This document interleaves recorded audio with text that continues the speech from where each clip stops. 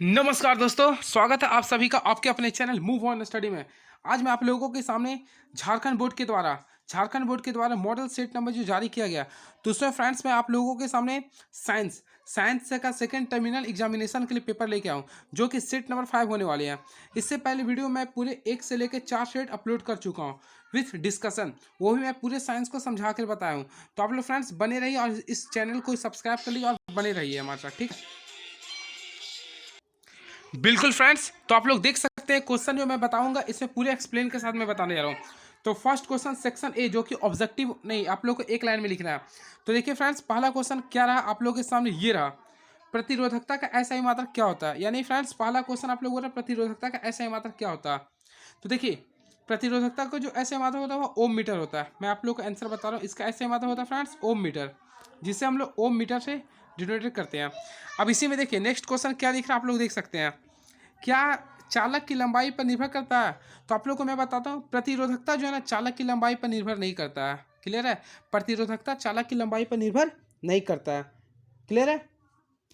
अब मैं इसके बारे में कुछ एक्स्ट्रा बताता हूँ। देखिए सबसे पहले याद रखेंगे आप लोग, देखिए मैं कंफ्यूजन दूर करता हूँ। सबसे पहले हम लोग जानते हैं प्रतिरोध, यानी जो रेजिस्टेंस होता है उसे हम लोग आर से डिनोटेट करते हैं। रेजिस्टेंस होता है लेंथ के डायरेक्टली प्रोपोर्शनल होते हैं, उसके साथ साथ क्रॉस सेक्शन एरिया के इन्वर्सली प्रोपोर्शनल होते हैं। तो अगर हम लोग ये दोनों को सॉल्यूशन करते हैं, अगर ये दोनों को हम लोग सॉल्यूशन करते हैं तो हमारे सामने फॉर्मूला आएगा R is directly proportional to length by area. Clear friends. अब यहाँ से देखिए हम लोग साइंस का रूल ऑफ प्रॉपर्टी यूज करेंगे। तो यहाँ से अगर हम लोग साइंस का प्रॉपर्टी यूज करते हैं, देखिए मैं इसको इग्नोर करता हूँ। सबसे पहले आप लोग देखिए इसे मैं रिमूव कर रहा हूँ। क्लियर है। तो फ्रेंड्स देखेंगे आप लोग, मैं इसे रिमूव कर रहा हूँ। तो यहाँ पे हमारे सामने फॉर्मूला ये आ रहा है, देखिए R is directly proportional to length by area, ये आ रहा। अब देखिए जो डायरेक्टली प्रोपोर्शनल उसके जगह पे हम लोग रो लेता हूँ, रो बाय लेंथ इंटू एरिया लिख रहा हूँ। क्लियर है। अब देखिए यहाँ पे ध्यान से बिल्कुल, तो यहाँ पे ये जो रो आ रहा देखिएगा, यहाँ पे ये जो मैं रो लिखा हूँ फ्रेंड्स, ये रो इसी को मैं बोलता हूँ प्रतिरोधकता, यानी इसे इंग्लिश में हम लोग बोलते हैं रेजिस्टिविटी। क्या बोलता हूँ फ्रेंड्स, रेजिस्टिविटी। अब इसका वो फॉर्मूला क्या, देखिए इसका ऐसा मात्रा पूछ रहा। तो देखिए आप लोग समझने का प्रयास कीजिएगा। देखिए अगर हम लोग चाहेंगे रो का फॉर्मूला लिखने के लिए, तो हम लोग क्या लिखेंगे, आगे रेजिस्टेंस इनटू एरिया लिखेंगे और लेंथ क्या होगा नीचे। यानी देखिए मैं आप लोगों के सामने सिंपल वे में लिख रहा हूँ। देखिए रो इक्वल टू लिख सकते हैं resistance into area by length. अब देखिए यहाँ से मैं फार्मूला निकालता हूँ। सबसे पहले जानते हैं रेजिस्टेंस का फार्मूला ऐसा ही मात्रा होता है ओम। क्या होता है फ्रेंड्स, ओम। और एरिया का होता है मीटर स्क्वायर, और उसके साथ लंबाई का क्या होता है, मीटर। तो ये कट गया, तो हम लोग देख सकते हैं यहाँ का फार्मूला क्या आ गया, ओम मीटर। तो बिल्कुल समझ में आ गया होगा। तो प्रतिरोधकता का ऐसे मात्रा क्या होता है फ्रेंड्स, मैं फिर से बताता हूँ, ओम मीटर होता है। क्या होता है, ओम मीटर। क्या ये किसी चालक की लंबाई पर निर्भर करता है, नहीं, ये लंबाई पर निर्भर नहीं करता है। क्लियर है। नेक्स्ट, इसे डिनोटेट कैसे करते हैं, रो से। क्लियर है। नेक्स्ट, घरेलू विद्युत परिपथों में स्रोतों के साथ समांतर क्रम में विद्युत उपकरणों को जोड़ने के दो उपाय लिखें या फिर दो लाभ लिखें। सबसे पहले फ्रेंड्स यहाँ से आप लोग को एक एक्स्ट्रा क्वेश्चन ये मिल रहा, घरेलू जो विद्युत परिपथ होता है उसमें हम लोग जो जोड़ते हैं वह समांतर क्रम में जोड़ते हैं। किसी भी विद्युत उपकरण को किस क्रम में जोड़ते हैं, समांतर क्रम में। क्लियर है। अब यहाँ पे लेकिन हम लोग पूछा इसका दो लाभ लिखे। तो फ्रेंड सबसे पहले इसमें लाभ आप लोग ये लिख सकते हैं, देखिए मैं लिख देता हूँ, अब बोल देता हूँ। सबसे पहले इससे अगर हम लोग इसे समांतर क्रम में जोड़ते हैं तो इसमें धारा जो होता है विभाजित हो जाती है। धारा जो होती है फ्रेंड्स विभाजित हो जाती है। धारा क्या होती है, विभाजित हो जाती है, जिससे कुल प्रतिरोध कम हो जाता है। यानी धारा के विभाजित होने के कारण क्या होता है, कुल प्रतिरोध जो होता है वह कम हो जाता है। क्या होता है, कम हो जाता है। क्लियर है। इसके साथ साथ यदि समांतर क्रम में एक उपकरण फ्यूज या हो तो वह प्रभावित नहीं रहते हैं। यानी सिंपल वे में आप लोग लिख सकते हैं, घर में जो हम यूज करते हैं वह समांतर क्रम में यूज करते हैं, इसलिए यूज करते हैं। उसमें धारा क्या होता है, धारा का मान बदल जाता है, यानी कि अलग अलग विभाजित हो जाती है। क्लियर है। और उससे झटका नहीं पड़ता है। इस प्रकार से आप लोग लिख सकते हैं झटके से बचाने के लिए। एंड वेरी नेक्स्ट क्वेश्चन, दो ऐसे धातु का नाम लिखें जिसे हथेली पर रखने पर पिघल जाती है, तो फ्रेंड्स इसका फॉल आंसर अगर आप लोगों को लिखने को आता, गैलियम लिखिए। फर्स्ट ऑफ ऑल इसका लिखिए गैलियम, और दूसरा अगर लिखने बोलता है तो आप लोग सीजियम लिख दीजिए। क्या लिखेंगे फ्रेंड्स, सीजियम। तो गैलियम और सीजियम इसको लिख देते हैं।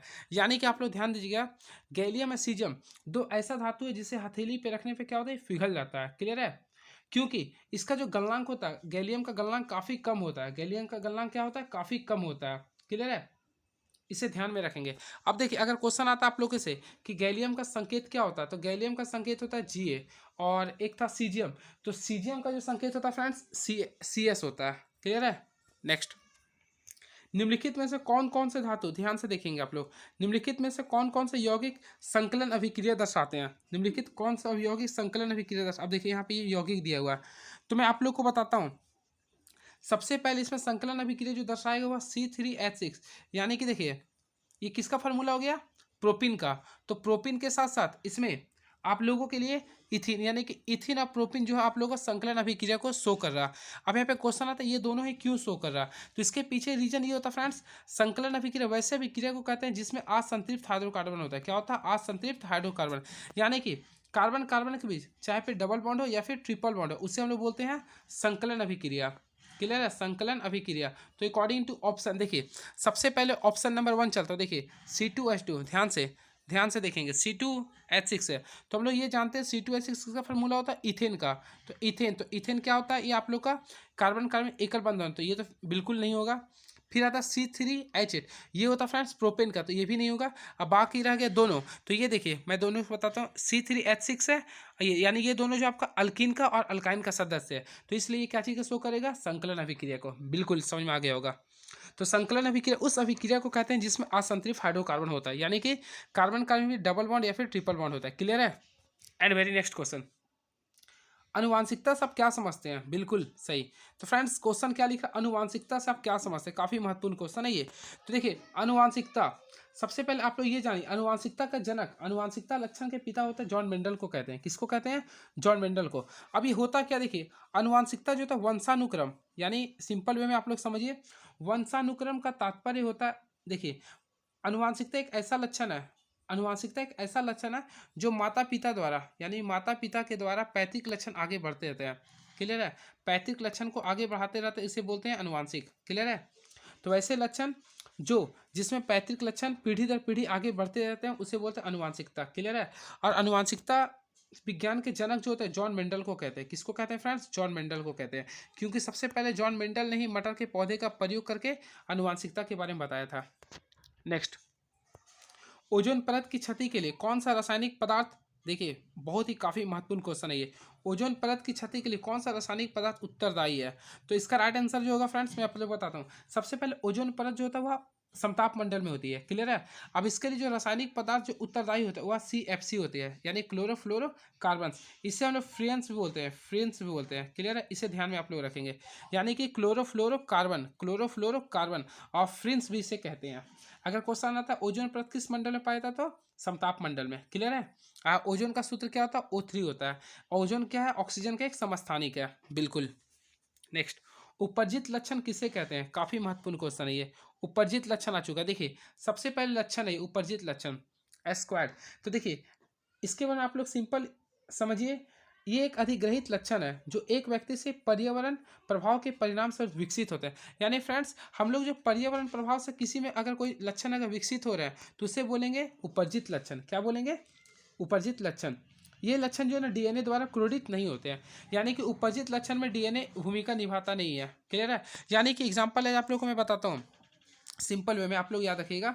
उपरजित लक्षण वो लक्षण होते हैं जो आपको पर्यावरण से गेट करते हैं। जैसे हम लोग ज्ञान हम लोग कहाँ से प्राप्त करते हैं, पर्यावरण से सीखते हैं, ऐसा नहीं है कि वंशानुक्रम है। फिर मान लीजिए कि अगर एक लोहार का बेटा, ऐसा है कि लोहार का बेटा लोहारी बनता है, ऐसा नहीं है।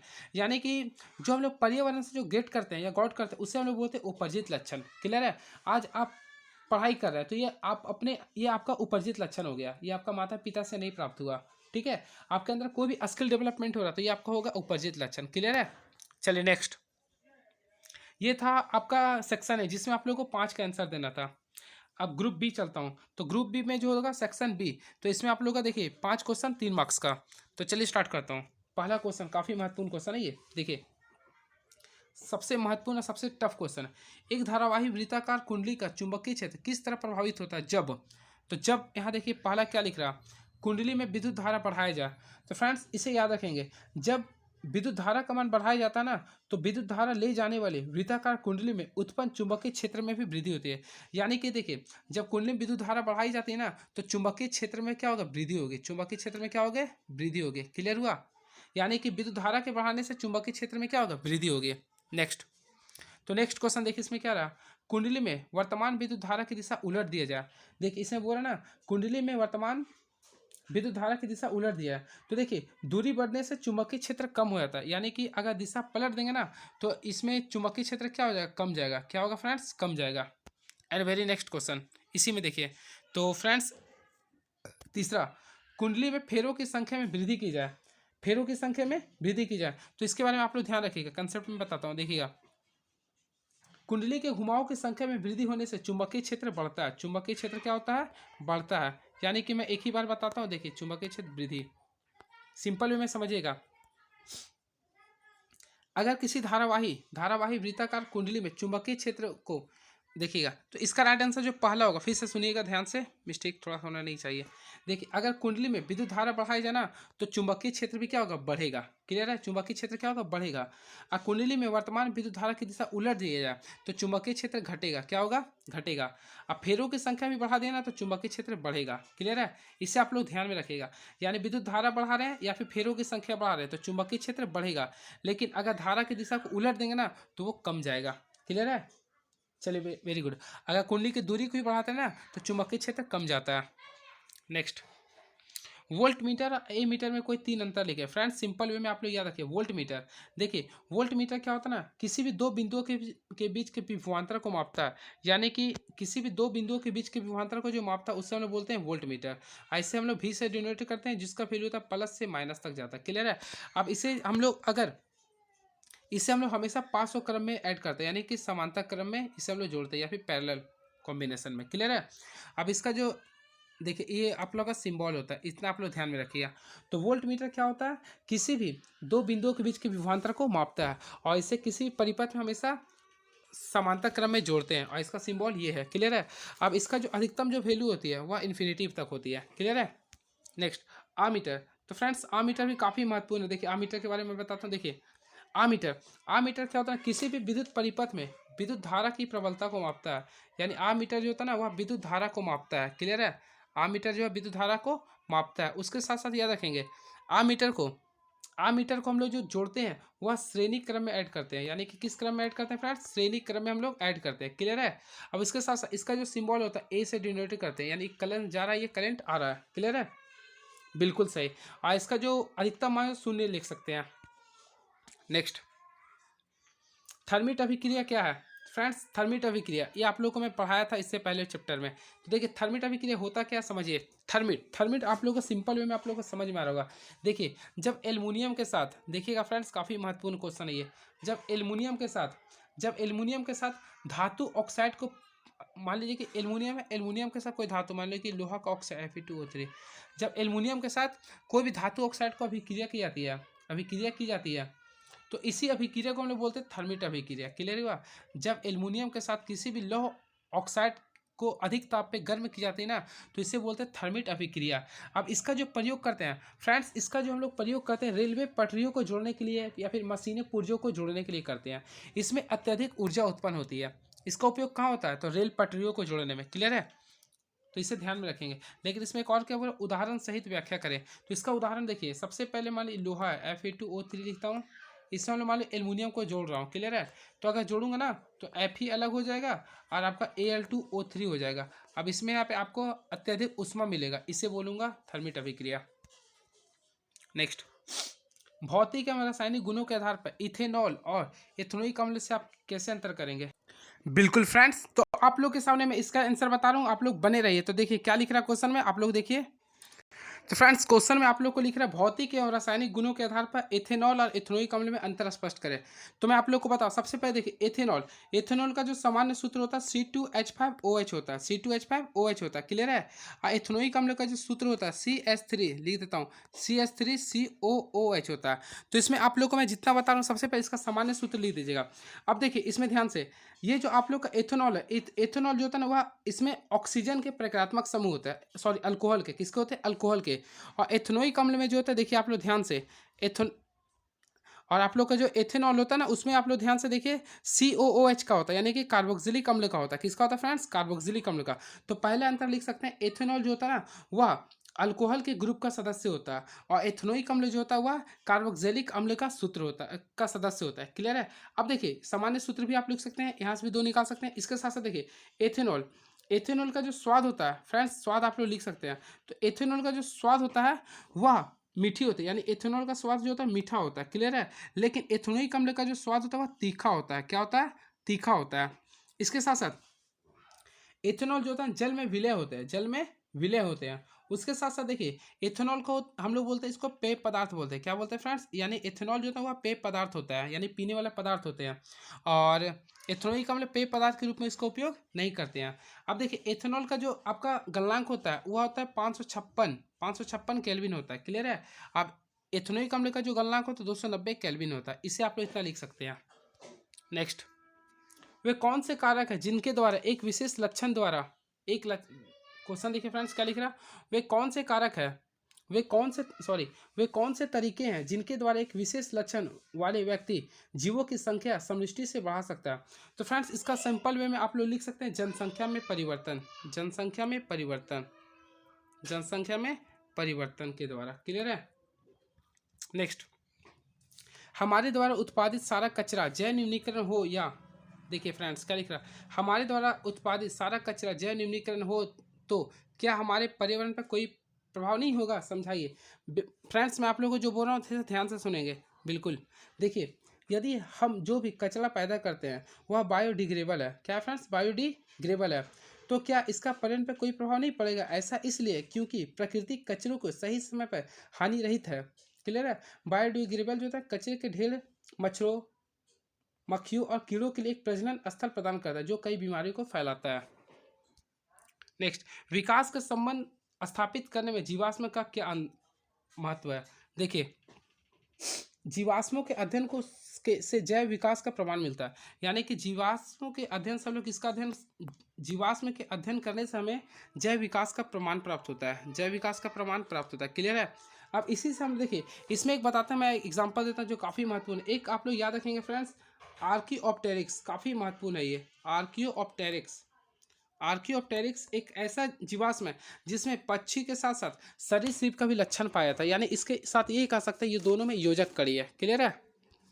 नेक्स्ट, अब आता हूँ friends group C, section number C में। तो ग्रुप सी काफ़ी महत्वपूर्ण क्वेश्चन होता है ये। तो देखिए पहला क्वेश्चन ये रहा, घरेलू विद्युत परिपथों में बिजली के खतरे पैदा करने वाले किन्हीं दो स्थितियों की व्याख्या करें। इलेक्ट्रिक मोटर और इलेक्ट्रिक जनरेटर के बीच प्रमुख दो अंतर की सरलीकृत करें। सबसे पहले फ्रेंड्स क्या लिख रहा है, देखिए घरेलू परिपथों में बिजली के खतरे पैदा करने वाले किन्हीं दो स्थितियों की व्याख्या करें। आप लोग को मैं बता देता हूँ, देखिए सबसे पहले ये क्या लिख रहा, खतरा। तो सबसे पहले खतरा तब होगा पहला लघु पतन के केस में, क्या होगा फ्रेंड्स? लघु पतन के केस में। और दूसरा केस होगा अति भारण के केस में। इसे आप लोग याद रखिएगा। अब यहाँ पे क्वेश्चन आती है लघु पतन क्या होता है और अति भारण होता क्या। देखिए अति भारण, अति यानी होता है ओवरलोडिंग, क्या होता है, यानी अति भारण को हम इंग्लिश में बोलते हैं ओवरलोडिंग, और लघु पतन को बोलते हैं शॉर्ट सर्किट। यानी शॉर्ट सर्किट के मामले में तार के साथ करंट बढ़ता है तो बिजली के उपकरणों को प्रभावित करता है, क्लियर है। अब याद रखिएगा जब भी लघु पतन उस समय होता है जब गर्म तार और ठंडा तार आपस में सट जाता है, अर्थात संपर्क में आता है, तो उसे बोलते हैं लघु पतन।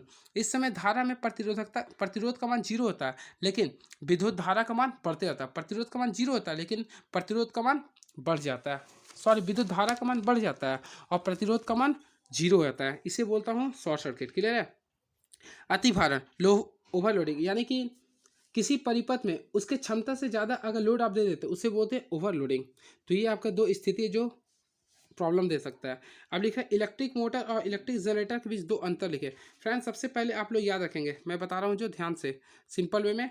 इलेक्ट्रिक मोटर एक ऐसा उपकरण है जो विद्युत ऊर्जा को, मैं लिख देता हूँ, यह जो होता है ना इलेक्ट्रिक मोटर जो है विद्युत ऊर्जा को यांत्रिक ऊर्जा में बदलता है। विद्युत ऊर्जा को कैसे में बदलता है फ्रेंड्स? यांत्रिक ऊर्जा में।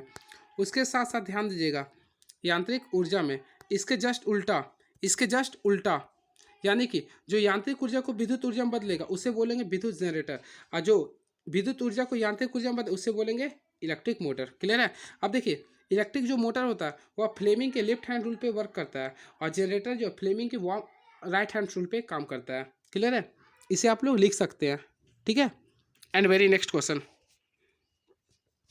दिए गए परिपथ में देखिए आप लोग को परिपथ का कुल प्रतिरोध निकालना। फ्रेंड्स कुछ नहीं करना, देखिए सबसे पहले हम लोग ये जाने, देखिए 21 क्रम में ये हम लोग जानते हैं डायग्राम के अकॉर्डिंग है, सीरीज में है, किस में फ्रेंड्स, सीरीज में है। तो इसमें आप लोग सबसे पहले वैल्यू देखिए क्या दिया हुआ है। पहला का दिया 2 ओम, कितना दिया 2 ओम, और सेकेंड का दिया है कितना फ्रेंड्स 4 ओम, और थर्ड का दिया 6 ओम। तो ये किस क्रम में है, श्रेणी क्रम में, तो सबको जोड़ देंगे हम लोग, क्या करेंगे जोड़ देंगे। तो देखिए 6 12 यानी कितना गया टोटल ओम, यानी कि पहला का आंसर हो गया 12 ओम। तो परिपथ का कुल प्रतिरोध क्या हो गया 12 ओम। नेक्स्ट, परिपथ में प्रवाहित कुल विद्युत धारा का मान ज्ञात करें। तो विद्युत धारा का निकालेंगे, सबसे पहले हम जानते हैं V बराबर क्या होता है आई आर, क्या होता है फ्रेंड्स आई आर, क्लियर है। अब देखिए V का वैल्यू दिया 6, आई का वैल्यू आपको निकालना है, और आर का वैल्यू कितना लाया था 12 में लाया था, कितना लाया था फ्रेंड्स 12। तो यहाँ से अगर आई का वैल्यू निकालता हूँ तो 0.5 एम्पियर आ जाएगा, क्लियर है। इसे आप लोग सॉल्व कर लेंगे। नेक्स्ट, प्रत्येक प्रतिरोध से प्रवाहित विद्युत धारा।